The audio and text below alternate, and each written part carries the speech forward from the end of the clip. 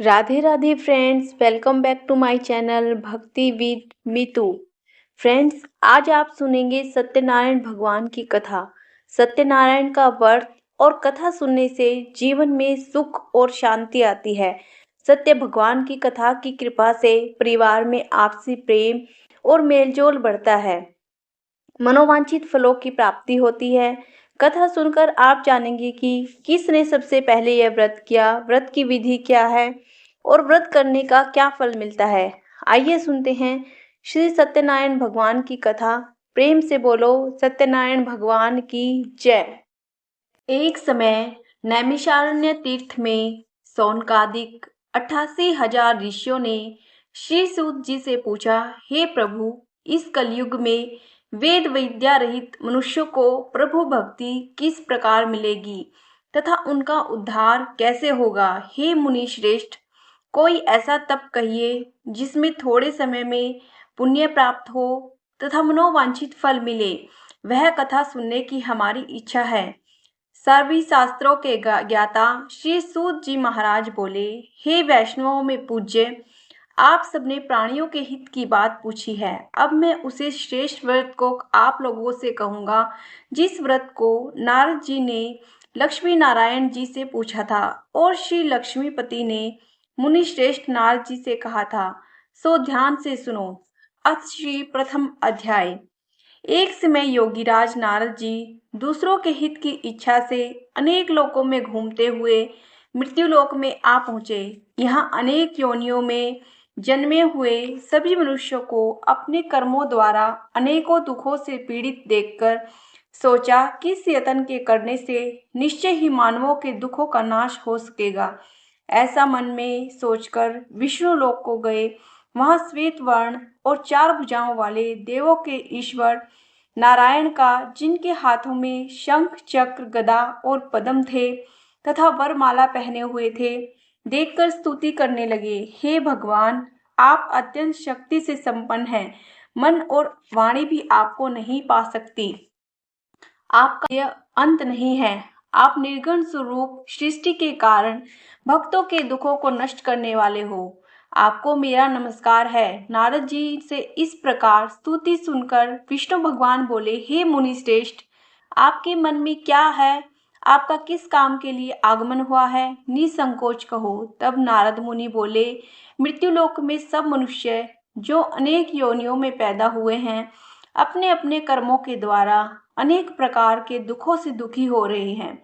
हे नाथ, मुझ पर दया रखते हो तो बताइए, उन मनुष्यों के सब दुख थोड़े से प्रयत्न से ही कैसे दूर हो सकते हैं। श्री भगवान जी बोले, हे नारद, मनुष्यों की भलाई के लिए तुमने बहुत ही अच्छी बात पूछी है। जिस काम के करने से मनुष्य मोह से छूट जाता है, वह मैं कहता हूँ। सुनो। पुण्य देने वाला स्वर्ग तथा मृत्युलोक दोनों में दुर्लभ एक उत्तम व्रत है। आज मैं प्रेमवश होकर तुमसे कहता हूँ, श्री सत्यनारायण भगवान का यह व्रत अच्छी तरह विधान पूर्वक करके मनुष्य तुरंत ही यहाँ सुख भोग कर मरने पर मोक्ष को प्राप्त होता है। श्री भगवान के वचन सुनकर नारद मुनि बोले कि उस व्रत का क्या फल है, क्या विधान है, किसने यह व्रत किया था और किस दिन यह व्रत करना चाहिए, विस्तार से कहो।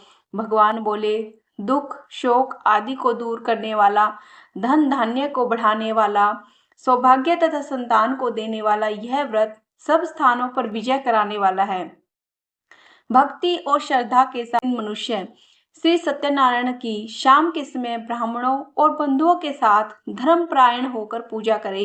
भक्ति भाव से नैवेद्य, केले का फल, घी, दूध और गेहूं का चूर्ण सवाया लेवे। गेहूं के अभाव में साठी का चूर्ण, शक्कर तथा गुड़ ले और सब भक्षण योग्य पदार्थ जमा करके भगवान को अर्पण करे तथा बंधु बांधवों सहित ब्राह्मणों को भोजन करावे। उसके पश्चात स्वयं भोजन करे। नृत्य गीत आदि का आचरण कर श्री सत्यनारायण भगवान का स्मरण करता हुआ समय व्यतीत करे। इस तरह व्रत करने पर मनुष्यों की इच्छा निश्चय ही पूरी होती है। विशेषकर कली काल में मृत्युलोक में यही मोक्ष का सरल उपाय है। इति श्री सत्यनारायण व्रत कथा का प्रथम अध्याय संपूर्ण। श्रीमन नारायण नारायण नारायण, भजमन नारायण नारायण नारायण। श्री सत्यनारायण भगवान की जय। आज श्री द्वितीय अध्याय प्रारंभ। श्री सूत जी बोले, हे ऋषियों, जिसने पहले समय में इस व्रत को किया है उसका इतिहास कहता हूँ। ध्यान से सुनो। सुंदर काशीपुर नगरी में एक अत्यंत निर्धन ब्राह्मण रहता था। वह भूख प्यास से बेचैन हुआ नित्य पृथ्वी पर घूमता था। ब्राह्मणों से प्रेम करने वाले भगवान ने ब्राह्मण का रूप धारण कर उसके पास जाकर आदर से पूछा, हे विप्र, नित्य दुखी हुआ पृथ्वी पर क्यों घूमता है? श्रेष्ठ ब्राह्मण बोला, मैं निर्धन ब्राह्मण हूँ, भिक्षा के लिए पृथ्वी पर फिरता हूँ। हे भगवान, यदि आप इसका उपाय जानते हो कृपा करके कहो। वृद्ध ब्राह्मण बोला कि सत्यनारायण भगवान मनवांछित फल देने वाले हैं, इसलिए हे ब्राह्मण, तू उनका पूजन कर, जिसके करने से मनुष्य सब दुखों से मुक्त हो जाता है। ब्राह्मण को व्रत का सारा विधान बतलाकर बूढ़े ब्राह्मण का रूप धारण करने वाले श्री सत्यनारायण भगवान अंतर्ध्यान हो गए। जिस व्रत को वृद्ध ब्राह्मण ने बतलाया है मैं उसको करूंगा, यह निश्चय करके उसी रात में नींद भी नहीं आई। वह सवेरे उठ सत्यनारायण भगवान के व्रत का निश्चय कर भिक्षा के लिए चला। उस दिन उसको भिक्षा में बहुत सा धन मिला, जिससे बंधु बांधवों के साथ उसने श्री सत्यनारायण भगवान का व्रत किया।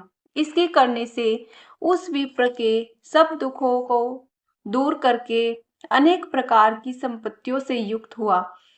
उस समय से वह विप्र हर मास व्रत करने लगा। इस तरह सत्यनारायण भगवान के व्रत को जो करेगा वह सब पापों से छूटकर मोक्ष को प्राप्त होगा।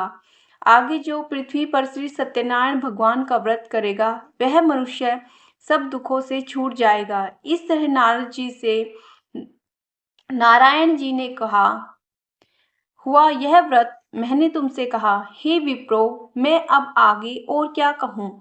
ऋषि बोले, हे मुनिवर, संसार में उस विप्र से सुनकर और किस किसने यह व्रत किया, हम यह भी सुनना चाहते हैं। इसके लिए हमारे मन में श्रद्धा है। सूत जी बोले, हे मुनियों, जिस जिसने इस व्रत को किया है वह सब सुनो।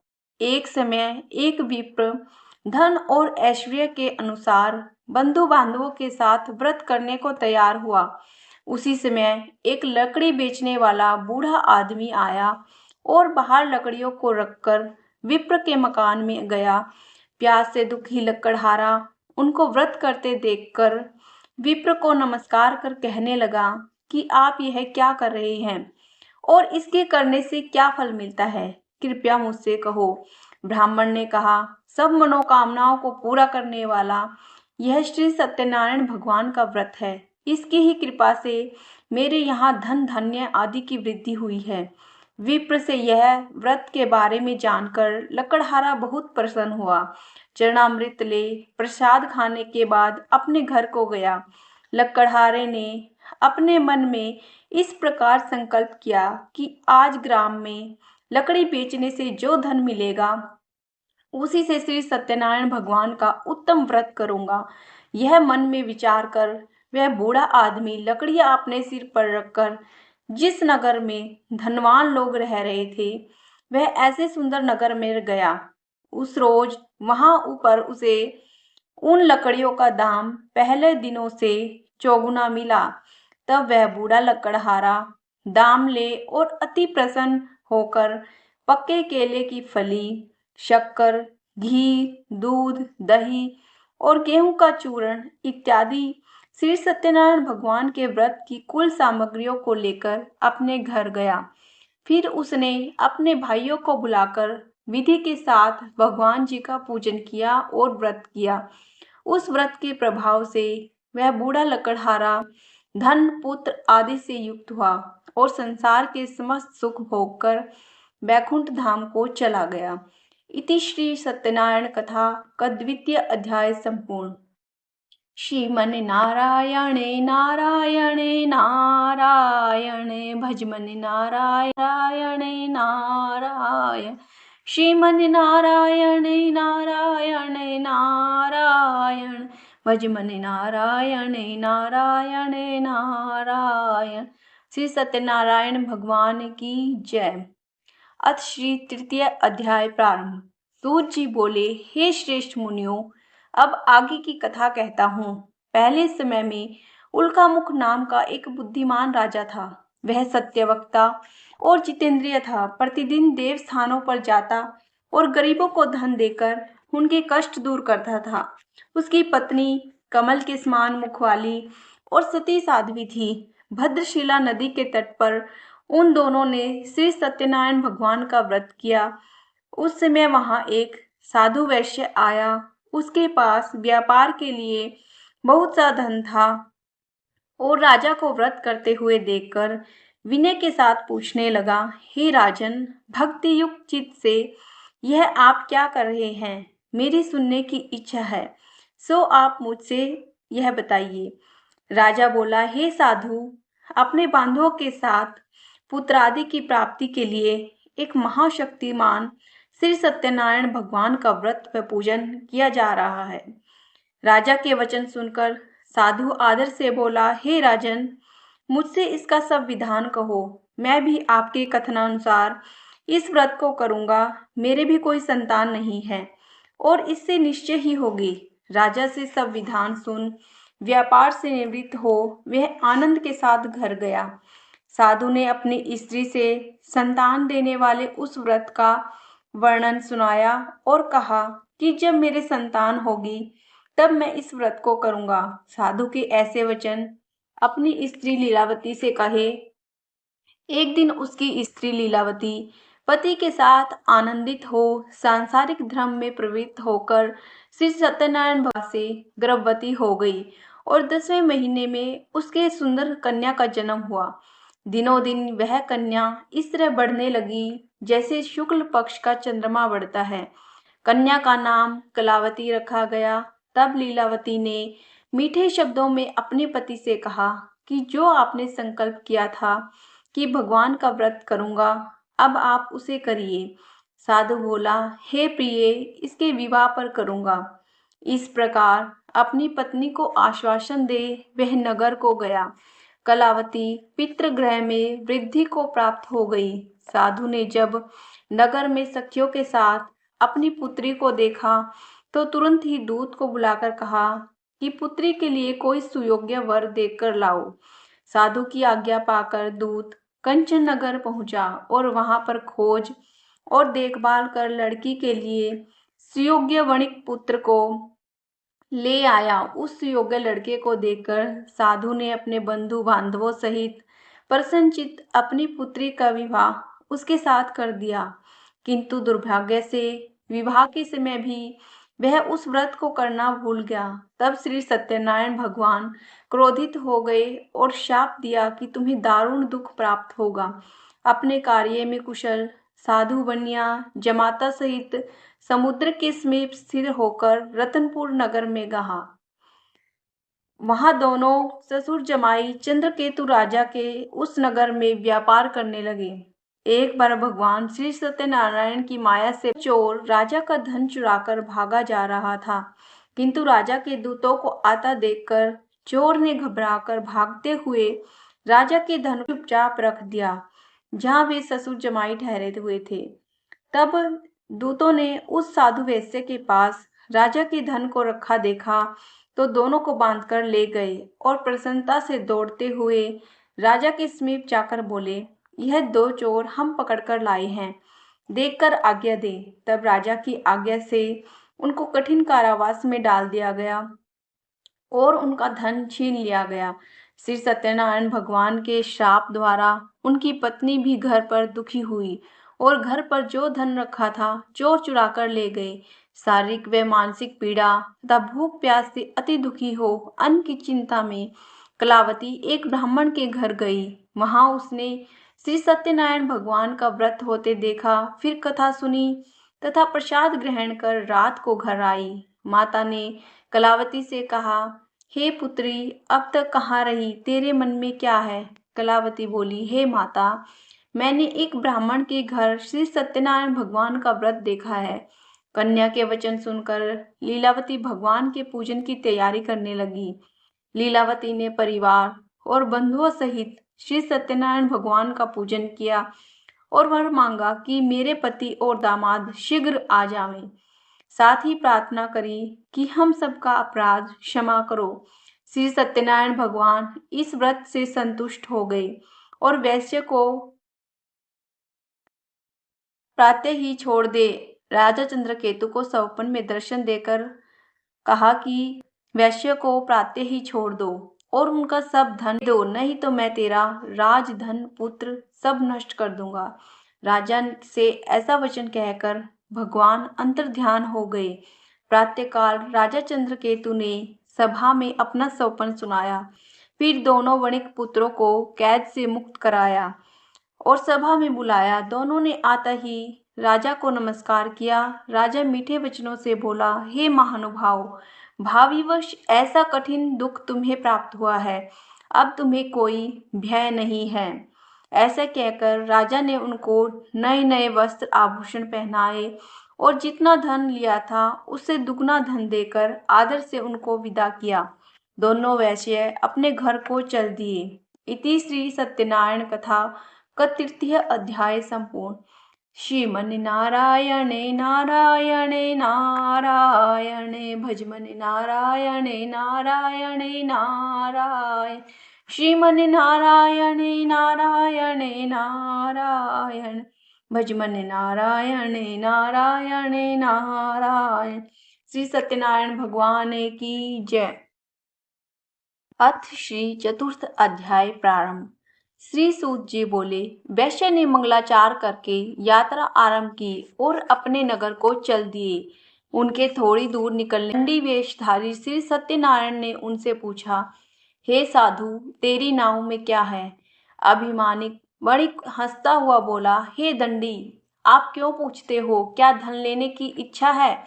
मेरी नाव में तो बेल और पत्ते भरे हैं। वैश्य का कठोर वचन सुनकर श्री भगवान ने कहा, तुम्हारा वचन सत्य हो। दंडी ऐसा कहकर वहां से दूर गए। कुछ दूर जाकर समुद्र के किनारे बैठ गए। दंडी के जाने पर वैश्य ने नित्य क्रिया करने के बाद नाव को ऊंची देखकर अचंभा किया और नाव में बेल पत्ते आदि देखकर मूर्छित हो जमीन पर गिर पड़ा। फिर मूर्छा खुलने पर अत्यंत शोक प्रकट करने लगा। तब उसका दामाद बोला, आप शोक न करें, यह दंडी का श्राप है, अतः उनकी शरण में चलना चाहिए, तभी हमारी मनोकामना पूरी होगी। सुनकर वे दंडी के पास पहुंचे और अत्यंत भक्ति भाव से नमस्कार करके बोले, मैंने आपसे असत्य वचन कहे थे, उनको क्षमा करें। ऐसा कहकर महान शोकातुर हो रोने लगा। तब दंडी भगवान बोले, हे वणिक पुत्र, मेरी आज्ञा से बार बार तुम्हें दुख प्राप्त हुआ है, तू मेरी पूजा से विमुख हुआ। साधु बोला, हे भगवान, आपकी माया से ब्रह्मादि देवता भी आपके रूप को नहीं जानते, तब मैं अज्ञानी कैसे जान सकता हूँ? आप प्रसन्न होइए, मैं सामर्थ्य के अनुसार आपकी पूजा करूंगा। आप मेरी रक्षा करो और पहले के समान नौका में धन भर दो। उसकी भक्ति युक्त वचन सुनकर भगवान प्रसन्न हो उसकी इच्छा अनुसार वर देकर अंतर्ध्यान हो गए। तब उन्होंने नाव पर आकर देखा कि नाव धन से परिपूर्ण है। फिर वह श्री सत्यनारायण भगवान का पूजन कर साथियों सहित अपने नगर को चला। जब अपने नगर के निकट पहुंचा, तब दूत को घर भेजा। दूत ने साधु के घर जा उसकी स्त्री को नमस्कार कर कहा कि साधु अपने दामाद सहित इस नगर के समीप आ गए हैं। ऐसा वचन सुन साधु की स्त्री ने बड़े हर्ष के साथ श्री सत्यनारायण का पूजन कर पुत्री से कहा, मैं अपने पति के दर्शन को जाती हूँ, तू कार्य पूर्ण कर शीघ्र आ। माता के ऐसे वचन सुनकर कलावती प्रसाद छोड़कर जल्दी में पति के पास गई। प्रसाद की अवज्ञा के कारण श्री सत्यनारायण भगवान ने रुष्ट हो उसके पति को नाव सहित पानी में डुबो दिया। कलावती अपने पति को न देखकर रोती हुई जमीन पर गिर गई। इस तरह नौका को डूबा हुआ तथा कन्या को रोता हुआ देख साधु दुखी हुआ और बोला, हे प्रभु, मुझसे या मेरे परिवार से जो भूल हुई उसे क्षमा करो। उसके दीन वचन सुनकर श्री सत्यनारायण भगवान प्रसन्न हो और आकाशवाणी हुई, हे साधु, तेरी कन्या मेरे प्रसाद को छोड़कर आई है, इसलिए उसका पति अदृश्य हुआ है। यदि वह घर जाकर प्रसाद खाकर लौटे तो इसे पति अवश्य मिलेगा। ऐसी आकाशवाणी सुनकर कलावती ने घर पहुंचकर प्रसाद खाया और फिर आकर पति के दर्शन किए। तत्पश्चात साधु ने बंधु बांधवों सहित श्री सत्यनारायण भगवान का विधि पूर्वक पूजन किया। इस लोक का सुख भोग कर अंत में स्वर्ग लोक को गया। इति श्री सत्यनारायण कथा का चतुर्थ अध्याय संपूर्ण। श्रीमन नारायणे नारायणे नारायणे भजमने नारायणे नारायणे नारायण।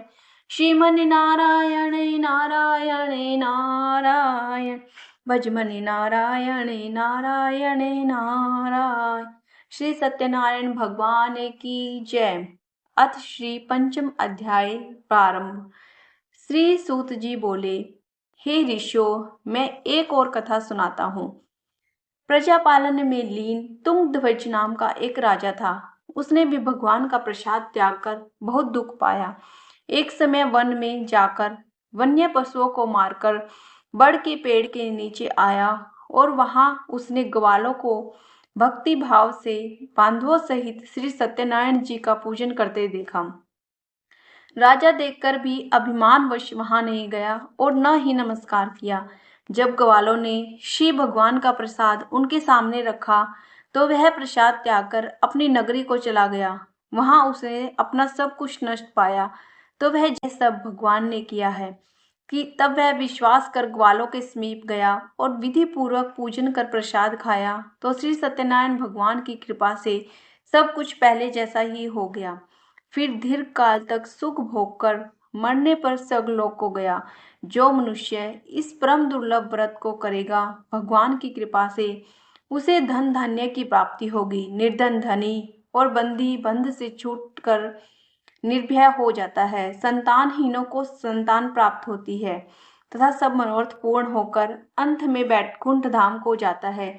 जिन्होंने पहले इस व्रत को किया, अब उनके दूसरे जन्म की कथा कहता हूँ। वृद्ध सतानंद ब्राह्मण ने सुदामा का जन्म लेकर मोक्ष को पाया। उल्कामुख नाम का राजा दशरथ होकर बैकुंठ को प्राप्त हुआ। साधु नाम के वैश्य ने मोरध्वज बनकर अपने पुत्र को आरे से चीरकर मोक्ष को प्राप्त किया।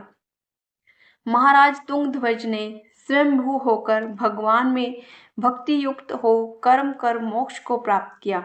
इति श्री सत्यनारायण कथा का पंचम अध्याय संपूर्ण। श्रीमन नारायणे नारायणे नारायणे नारायणे नारायणे नारायण। श्रीमन नारायणे नारायणे नारायणे भजमने नारायणे नारायणे नारायण। बोलो श्री सत्यनारायण भगवान की जय। आइए अब सुनते हैं श्री सत्यनारायण भगवान जी की आरती। ओम जय लक्ष्मी रमणा स्वामी, जय लक्ष्मी रमणा। श्री सत्यनारायण स्वामी, श्री सत्यनारायण जन पातक हरण। ओम जय लक्ष्मी रमणा रतन जड़ित सिंहासन, अद्भुत छवि राजे स्वामी, अद्भुत छवि राजे। नारद करत निरंजन, नारद करत निरंजन, घंटा ध्वनि बाजे। ओम जय लक्ष्मी रमण प्रकट भय कलि कारण, द्विज को दर्श दियो स्वामी, द्विज को दर्श दियो। बूढ़ा ब्राह्मण बन कर, बूढ़ा ब्राह्मण बन कर कंचन महल किया। ओम जय लक्ष्मी रमणा दुर्बल भील क्राल, इन पर कृपा करी स्वामी, इन पर कृपा करी। चंद्रचूड़ एक राजा, चंद्रचूड़ एक राज जिनकी विपदा हरी। ओम जय लक्ष्मी रमणा वैसव मनोरथे पायो। शरधा तज दीन स्वामी शरधा तजनी। सो फले भोग्यो प्रभुजी सो फले भोग्यो प्रभुजी फिर स्तुति कीनी। ओम जय लक्ष्मी रमणा भाव भक्ति के कार छिन छिन रूप धरो। स्वामी छिन छिन रूप धरो। शरधा धारण कीनी शरधा धारण की तिनके काज सरो। ओम जय लक्ष्मी रमण ग्वाले बाले संग राजा वन में भक्ति करी। स्वामी वन में भक्ति करी। मन वांछित फल दीना मन इच्छा फल दीन दयाल हरि। ओम जय लक्ष्मी रमणम चढ़त प्रसाद सवाया कदली फल मेवा। स्वामी कदली फल मेवा। धूप दीप तुलसी से धूप दीप तुलसी राजे सत्यदेव। ओम जय लक्ष्मी रमणा श्री सत्यनारायण स्वामी जी की आरती जो कोई नर गावे। स्वामी प्रेम सहित गावे। कहत शिवानंद स्वामी बोलो हरि हर स्वामी मन वांछित फल पावे। ओम जय लक्ष्मी रमण ओम जय लक्ष्मी रमणा स्वामी जय लक्ष्मी रमणा। श्री सत्यनारायण श्री सत्यनारायण जन पातक हरणा। ओम जय लक्ष्मी रमणा। बोलो श्री सत्यनारायण भगवान की जय। लक्ष्मी माता की जय।